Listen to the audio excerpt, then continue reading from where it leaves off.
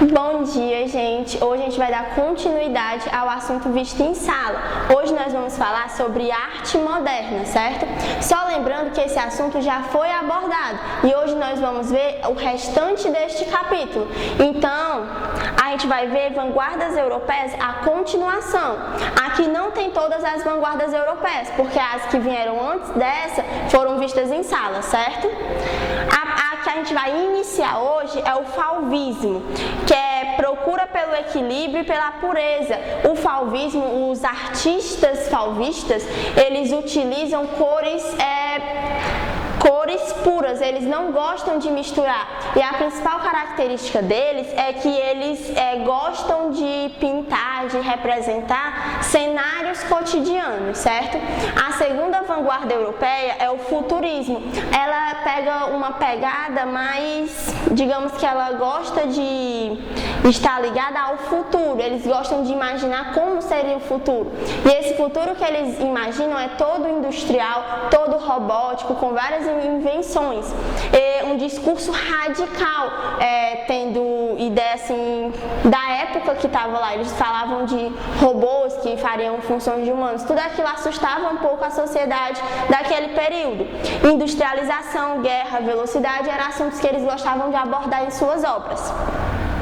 O impressionismo já fala, o nome dele já diz, é uma impressão do exterior. Diferente do expressionismo, que é algo de dentro para fora que eles representam, o impressionismo representa algo de fora já. Eles pegam situações cotidianas, emoções cotidianas que estão ao seu redor e representam aquilo em suas obras. O outro é o surrealismo. Já o surrealismo vem com a quebra da barreira que separa o sonho do real. Como assim? Eles gostam de obras que saem do considerado normal, coisas que só aconteceriam em sonhos. Eles gostam de brincar, de ficar nessa área mais utópica, mais longe, com maior utilização de imaginação e criatividade. Aqui eu trouxe algumas imagens. Aqui é uma obra do fauvismo, certo? Que representa uma situação cotidiana e utilização de cores primárias, cores únicas, como eu já havia falado. O futurismo traz prédios, aqui ele representa até a indústria em si, certo? O impressionismo, algo de fora, representação exterior. O surrealismo, que é a questão dos sonhos com o real, o que é sonho, o que é real. E após ver essas vanguardas europeias, nós vamos estudar a Semana de Arte Moderna, que foi um marco extremamente importante aqui no Brasil para arte, cultura, literatura em geral, certo? Mas antes nós temos que ver o contexto histórico que a Semana de Arte Moderna surgiu.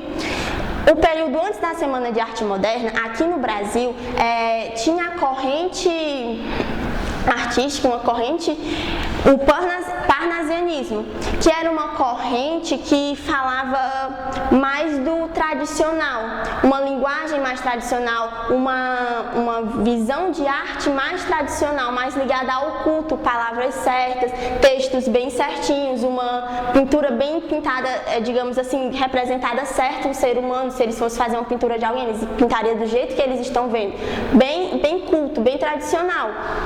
E tem origem da França, certo? E a Semana de Arte Moderna veio com o intuito de quebrar isso, porque a gente tem que usar uma corrente que é da França, que não tem nossa identidade, tem a identidade dos franceses. A gente tem que, os artistas modernos, eles queriam uma arte que representasse o Brasil, que representasse os brasileiros.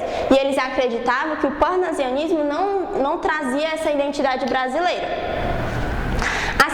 A Semana de Arte Moderna ocorreu no centenário da independência do Brasil e ela aconteceu em fevereiro de 1922 na cidade de São Paulo, mais precisamente no Teatro Municipal. Por ela trazer essa pegada mais fora do conservador, uma pegada mais fora do culto, digamos, ela gostava mais de uma linguagem cotidiana, uma linguagem mais informal, ela foi bastante criticada por conservadores daquele período. E o poema Os Sapos, que abriu a Semana de Arte Moderna, ele foi bastante criticado por conta que ele era trechos pequenos, criticava de um certo modo esses poemas cultos, com a linguagem extremamente correta. Então a Semana de Arte Moderna tinha o intuito de quebrar tabus daquele período.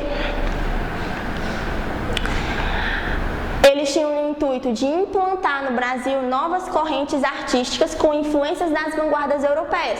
Então, o surrealismo, dadaísmo, o impressionismo, todas essas correntes europeias, elas incentivaram os artistas que tinham contato, podiam viajar para lá, eles olharam aquelas correntes e disseram: vamos pegar isso, vamos levar para o Brasil, mas nós vamos adaptar, vamos fazer com que tenha a cara do brasileiro, a cara do Brasil. E isso a Semana de Arte Moderna queria trazer.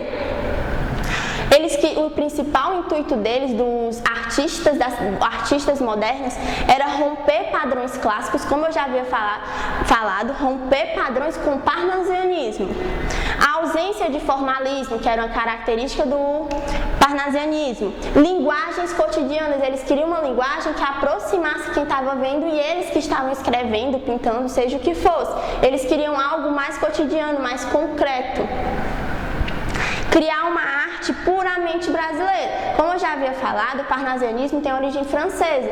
Mesmo as vanguardas europeias sendo da Europa, eles queriam adaptar, eles não queriam imitar.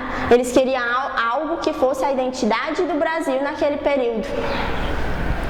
O grupo dos cinco foram os 5 principais artistas desse período que incentivaram, que organizaram, que buscaram, que tinham um intuito maior de fazer o Brasil ter essa revolução cultural e artística, que era Tarsila, Anitta, Oswald de Andrade, Mário de Andrade e Menotti. São os 5 principais nomes da Semana de Arte Moderna. Aqui o slogan da Semana de Arte Moderna. E assim a gente acaba a nossa aula de hoje, certo? Fiquem ligados no aplicativo da escola, que vai ser liberado a agenda de hoje. Façam a atividade de casa, que ela vai ser corrigida, certo? E assim a gente encerra hoje e até a próxima aula.